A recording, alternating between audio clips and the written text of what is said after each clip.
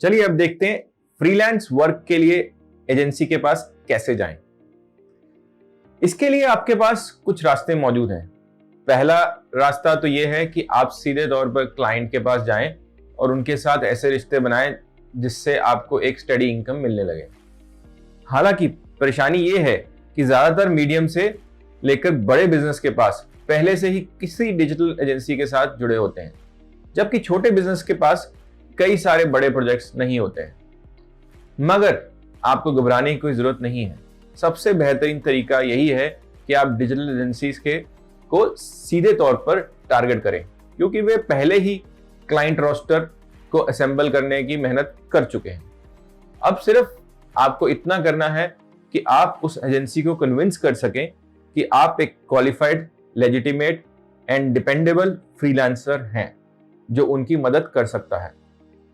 यहां उन freelance jobs को पाने के 4 स्टेप्स बताए गए हैं।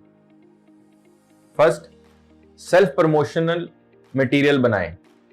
एक ऐसा इंफॉर्मेशन पैकेट बनाएं जिसमें आपके पिछले काम, आपके फ्रीलांस रेट और कुछ राइटिंग सैंपल्स मौजूद हो। अपने सब्जेक्ट लाइन को ऐसा बनाएं जो आपके एम्प्लॉयर के ध्यान में अपनी तरफ खींच पाए। और हालांकि ये एक डिजिटल वर्ल्ड है, मगर ईमेल कैंपेन्स में सिर्फ एक ही रुकावट होती है कि कुछ लोग अनजान लोगों के अटैचमेंट्स खोलना पसंद नहीं करते हैं। इससे बचने के लिए आप अपने इंफॉर्मेशन को ईमेल बॉडी में ही डाल सकते हैं। ध्यान रखें कि ये ज्यादा लंबे नहीं होने चाहिए। आप मेल से एक कवर लेटर भी भेज सकते हैं जहां आप अपने बारे में थोड़ी जानकारी उन्हें दे सकते हैं और उन्हें पसंद आने पर उनके डायरेक्टर आपसे आपकी पूरी इंफॉर्मेशन पैकेट मांग सकते हैं। अगर आप ऐसा करते हैं तो हमेशा अपने रेट के बारे में जरूर बात करें और 1 से 2 लाइन में अपनी कामयाबी और खूबियों के बारे में जरूर बताएं। दूसरा, खुद अपना मार्केट रिसर्च फर्म बने। दूसरी चीज आप ये कर सकते हैं कि आप अपने ही मटेरियल को टेस्ट करके एजेंसी और मार्केटिंग फर्म की नकल उतार सकते हैं। चलिए मान लेते हैं आप तकरीबन 100 एजेंसी से बात करने में दिलचस्पी रखते हैं।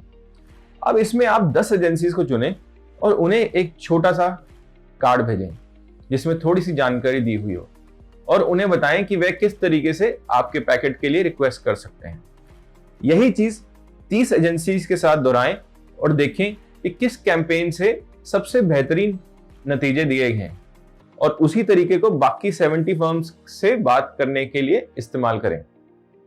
सिर्फ इस बात का ध्यान रखें कि आप जिस भी तरीके की आउटरीच कर रहे हो, आप सिर्फ उन्हीं एजेंसीज को अप्रोच करें जो आपके काम आ सकती हैं। जैसे अगर कोई एजेंसी सिर्फ एरोनॉटिकल क्लाइंट हैंडल करती है तो उन्हें स्किल्ड हाईटेक राइटर्स की जरूरत होगी या डिजाइनर्स की जरूरत होगी। और अगर आपका काम ब्यूटी, हेल्थ और फैशन से जुड़ा है तो उनसे बात ना करें। छोटे से शुरुआत करें। छोटी एजेंसी से बात करने से घबराएं नहीं। छोटी एजेंसी के पास अक्सर स्टाफ की कमी होती है और वह हमेशा उस कमी को पूरा करना चाहती है। इसलिए छोटी एजेंसी फुल टाइम एम्प्लॉय को हायर करने से बचती है। छोटी फर्म या एजेंसी नए लोगों को जल्दी हायर नहीं करती है और इसका सबसे बड़ा कारण ये होता है कि फ्रीलांसर की तरह उनके पास भी काफी सारे प्रोजेक्ट्स नहीं होते हैं। इस वजह से फुल टाइम एम्प्लॉय को हायर करना ना सिर्फ उनके रिसोर्सेज को बर्बाद कर सकता है, बल्कि कम प्रोजेक्ट्स आने पर उन्हें काफी ज्यादा नुकसान भी दिला सकता है। इस वजह से फ्रीलांसर्स उनकी पहली पसंद होते हैं। इसलिए अगर आप छोटी कंपनियों के साथ अच्छे रिश्ते बना सकते हैं तो वे आपके रेगुलर वर्क का सोर्स बन जाएंगे।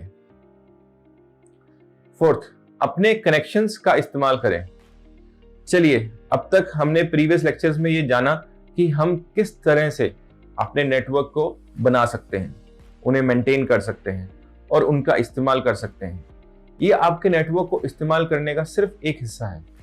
उनसे कहें कि वे आपको एक ऐसी एजेंसी के बारे में बताएं जो किसी टैलेंट की तलाश कर रही है या आपके फील्ड से जुड़ी है।